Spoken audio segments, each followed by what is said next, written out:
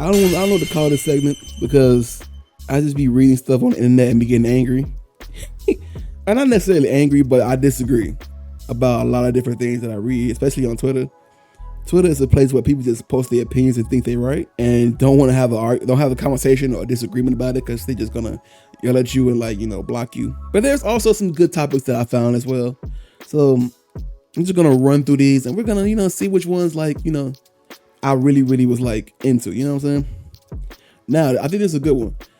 Games you liked as a kid but now have aged horribly. Now I'm gonna say it again because I feel like y'all have a few that y'all feel the same way about as well. Games you liked as a kid, but has now aged horribly. I have a couple that came to mind. One was Army Man Stardust Heroes on the Nintendo 64. I tried to play that game recently, and it controls like a fucking truck. A shooter game on N64 is crazy, which is also my second answer, which is GoldenEye 007. I'm pretty sure that game plays like dog shit today if you play it on this intended console in the intended way. I'm pretty sure it plays like dog shit. But because, back in the day, we didn't really have that many options to do it properly, it was one of the best shooters of all time. But now, looking back on it, it don't really play that well. I still think if it had better controls, it'd be one of those old school Quake, Doom type games where you still understand what they were going for, you can still appreciate it. But it's so clunky now to play. Our Job is a fucking cheat, and if you played him, you were a fucking jerk, and you deserve to be beat to death. But GoldenEye is just I will never ever say GoldenEye is a bad game. But control wise, you know what I'm saying? Every first person shooter or third person shooter on N64 and PS1 when it didn't have the dual sticks. Playing those games now, you're gonna have a terrible time. I know people complain about tank controls and the Resident Evil game style stuff, but there are even worse first-person shooters that only use the D-pad. And using the D-pad to move and turn the camera is disgusting. I'm trying to think of some on PS2 that I also played that's aged horribly. Let me think for a second. I have one that came to mind. I have one that came to mind. It's Killer 7. I love the weirdness, the aesthetic, I love the whole concept of Killer 7. But playing it though, it don't feel that fun to play. It's one of those artsy games I like. It's not the boring RC. It's the over the top RC that I like because I like the normal hero games as well. It's over the top, in your face as well.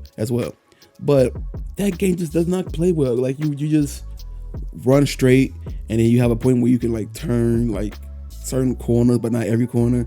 It plays clunky, and I never was felt like I had full control of what I wanted to do. But back in the day, I loved that game. It was an amazing experience as a kid, and I'll never shit on that. But Killer 7 does not play well today. Maybe if I play it on PC, it'll play better.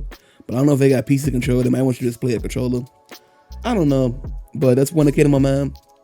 But also, on PS3, I had an obsession with Def Jam Icon.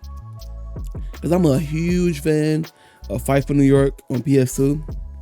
But man, because I haven't played it myself recently, but rewatching footage of Def Jam Icon, oh my god, they ruined that fucking game. I know it wasn't the same developers who created the combat system for Fight for New York, but god damn, what is this record scratching combo system you have? What is that? Why is everything exploding? Why is the character models look disgusting? Nobody looks exactly how they should. It was just a cash grab of a cash grab. And it's sad because Def Jam Fight for New York is one of the best fighting games of all time. I don't care what nobody say. It is what it is. It might not be the most balanced, but it's one of the most fun. And to go from that to Icon. Ah, man. I know probably there was a lot of people like first like Def Jam fighting game. Even Vendetta is good. It's more wrestling instead of fighting, but it's still good. Icon, I don't see. There's no value in Icon. Like no value whatsoever. Unless you want to laugh at the story. I know they got Anthony Anderson in it. If you want to do that, but other than that, nah. Like that game is worthless now. Like that game really aged poorly. It probably wasn't good when it first came out. To be honest, I had rose tinted goggles on or something. I was just obsessed with that game as a kid because I love Fight for New York so much. But man, that Icon is one of the worst games. So yeah,